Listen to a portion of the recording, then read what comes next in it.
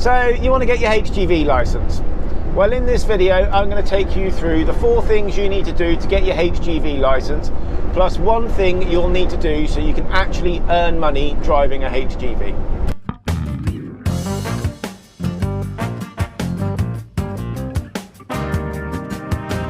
First thing you're going to need to do is get yourself to your local main post office and get your D2, D4 forms. These are your application and medical forms. The application form is very easy to fill out, and the medical form is filled out by a doctor, so you will need a doctor's appointment for that. You can use your own GP or one of the clinic doctors. There is 2 very different costs to that. You may also need to book a separate optician's appointment.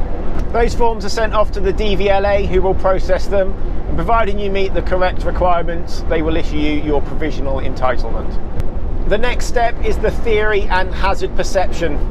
These are done at your local theory test centre, the same place you probably did your theory and hazard perception for your car test.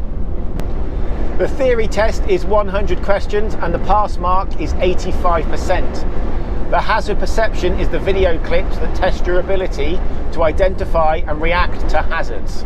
You can also do your Mod 4 theory test at this time as well, but I'll talk about that later on in the video. Once you've passed your theory and hazard perception, you can move on to the practical driving lessons and test. Now, I would recommend speaking specifically to the truck school you have chosen to use for your lessons and test, as their processes can vary from truck school to truck school. Typically, you would have between 16 and 20 hours worth of practical lessons, followed by your tests. Remember, your reversing manoeuvre and driving test are now done separately.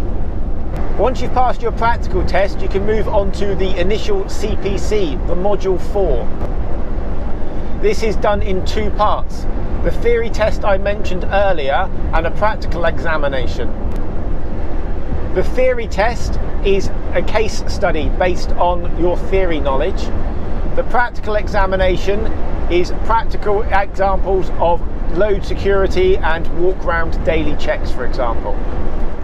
Once you've passed your CPC, you're ready to go, all except for that 1 thing that you don't want to forget, and that is your DigiCard, your tacho card.